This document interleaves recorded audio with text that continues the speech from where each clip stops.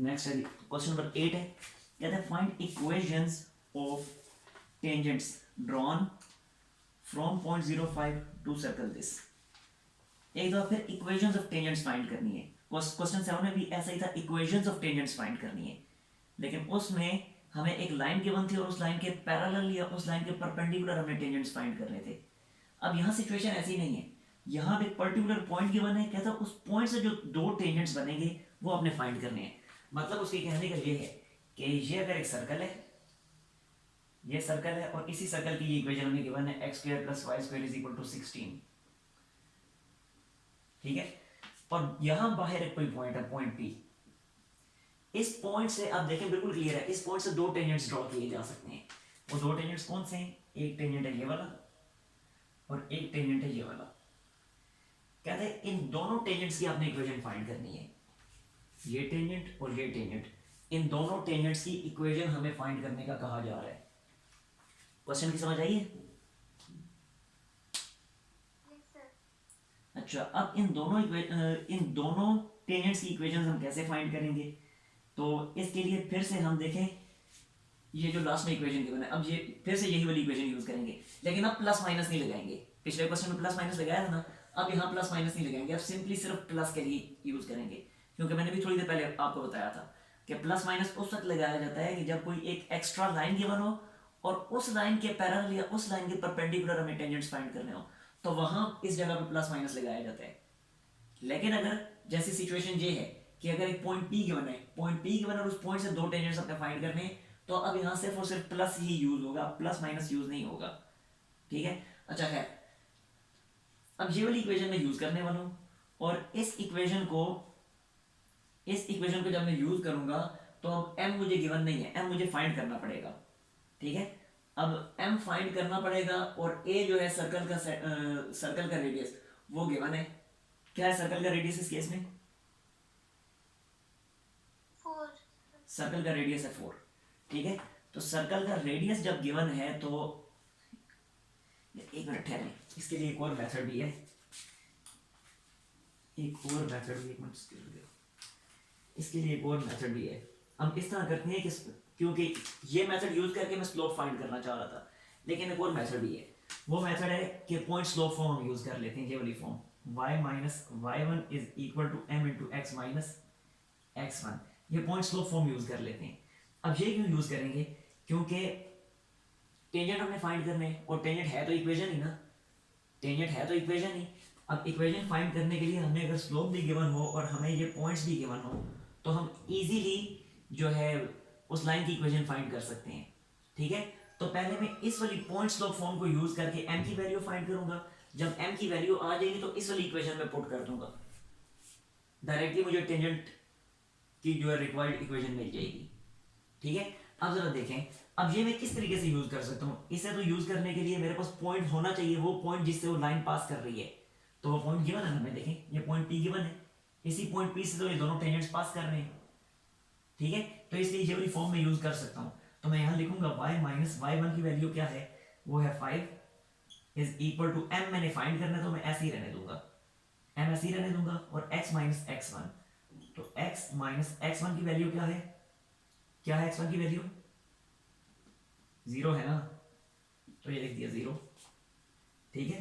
तो अब अगले स्टेप में इसको मैं लिखूंगा y minus 5 is equal to mx, और फिर इसको रीअरेंज करके लिख दिया जाएगा mx minus y plus 5 is equal to 0।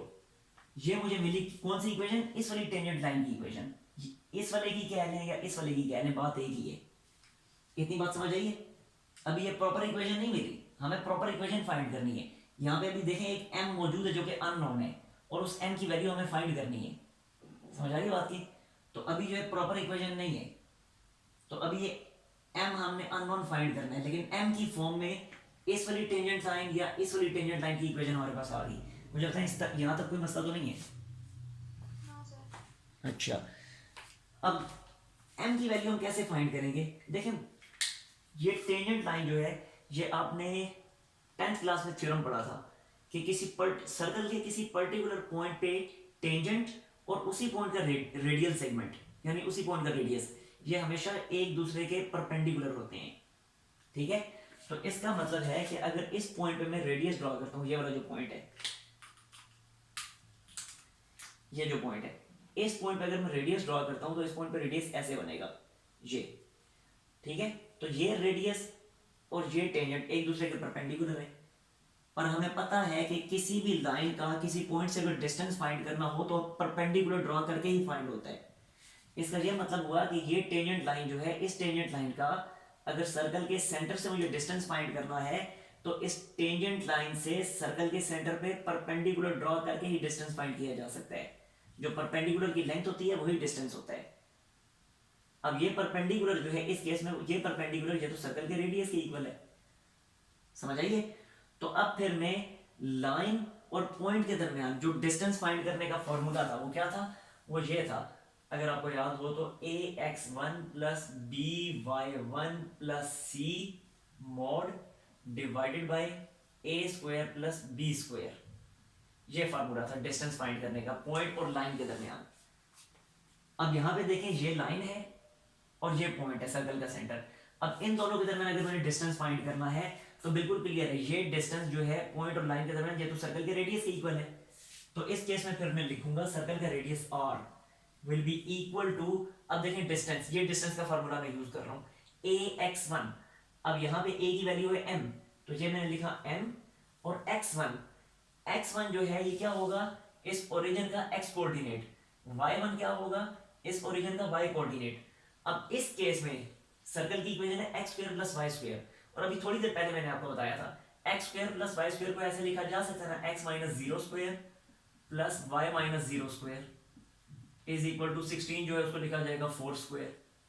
तो यहाँ पे अब ये दोनों जो हैं, ये और ये सर्कल के कोऑर्डिनेट्स हैं, और ये 4 जो है सर्कल का रेडियस है, सॉरी सेंटर के, ये और ये सेंटर के कोऑर्डिनेट्स हैं और 4 जो है सर्कल का रेडियस है। अब जब सेंटर का x कोऑर्डिनेट भी 0 है, y कोऑर्डिनेट भी 0 है, तो यहाँ x1 की जगह पे क्या आ जाएगा, 0 आ जाएगा, माइनस का साइन y। अब देखें y मींस यहाँ पे जो b की वैल्यू है, इस जो है y का जो कोऑर्डिनेट, y का जो कोएफिशिएंट है b, वो b क्या है इस केस में 1 है, ठीक हो गया। और आगे देखें y1 हमने लिखना है ना, y1 मींस सर्कल के सेंटर का y कोऑर्डिनेट वो होगा 0, आगे है plus 5 inside the mode divided by a square plus b square. अब a क्या है, m है, तो ये होगा m square plus b square क्या है, यानी इस y का जो कोएफिशिएंट है जो कि 1 है, 1 square inside the square root. मुझे बताएं यहाँ तक कोई मसला तो नहीं है, अगर इशू है तो पूछ लें पहले। हाँ सर। अच्छा, अब फिर मैं ये फार्मूला ऐसे करें, इसका स्क्रीनशॉट ले लें क्योंकि रिमूव करने लगूँ सब कुछ में। आंसर। अच्छा, अब यहाँ पे देख लें, ये अभी जो मैंने फॉर्म लिखी थी, सर्कल का रेडियस कितना है 4 है, इसलिए अब यहाँ पे r की जगह मैं 4 पुट करने वाला हूँ। Okay sir.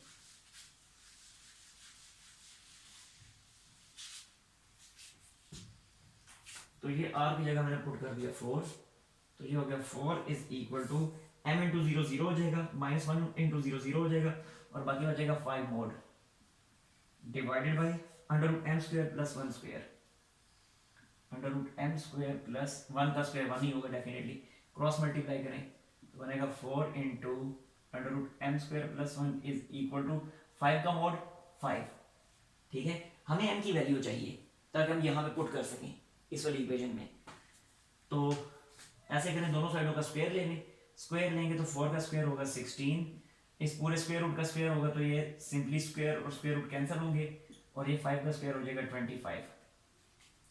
अब ये बनेगा 16 m square plus 16 is equal to 25। 16 वहाँ जाके 25 में से होगा सब्ट्रैक्ट, तो वैल्यू आ जाएगी, ये आंसर इसका आ जाएगा 25 माइनस 16 का 9, तो m स्क्वायर जो है वो बनेगा 9/16, और m की वैल्यू हमारे पास आ जाएगी 3/4 प्लस माइनस के साथ, क्योंकि स्क्वायर रूट लेंगे, प्लस माइनस 3/4, ये m की वैल्यू आ गई, ठीक है। अब देखें m की दो वैल्यूज आ रही हैं, एक पॉजिटिव साइन के साथ और एक नेगेटिव साइन के साथ। अब आपको यहाँ पे क्लियर हो चुका होगा कि जब हमने टेंजेंट्स फाइंड करने, दो टेंजेंट फाइंड करने हैं, तो यहाँ पे प्लस माइनस क्यों नहीं लगाया था, सिर्फ प्लस क्यों लगाया था, क्योंकि स्लोप की 2 वैल्यूज आनी थी, ठीक है, स्लोप की क्योंकि 2 वैल्यूज आनी थी, इसलिए उधर प्लस माइनस लगाने की जरूरत नहीं थी। अब स्लोप की जब 2 वैल्यूज आ गई तो डेफिनेटली इक्वेशंस भी हमें 2 ही मिलेंगी। क्लियर हो गया। अब देखें जरा, m की वैल्यू भी हमारे पास मौजूद है और सर्कल का रेडियस अभी बताया था, ये 16 जो है असल में 4 का स्क्वायर है, तो a की वैल्यू भी हमें गिवन है, a की वैल्यू है 4। बस अब ये a की वैल्यू भी और m की वैल्यू भी दोनों इसमें पुट करें बारी बारी। m की पहले पॉजिटिव साइन के साथ वैल्यू पुट करेंगे, यानी m की वैल्यू पॉजिटिव 3/4 और सर्कल के रेडियस की वैल्यू 4, ये दोनों इधर पुट करेंगे, a की इक्वेशन मिलेगी। और फिर एक दफा स्लोप की वैल्यू -3/4 और रेडियस की वैल्यू 4, ये उधर पुट करेंगे इसी इक्वेशन में, तो दूसरी वैल्यू भी मिल जाएगी। मुझे लगता है हो जाएगा, कोई इशू तो नहीं है इसमें।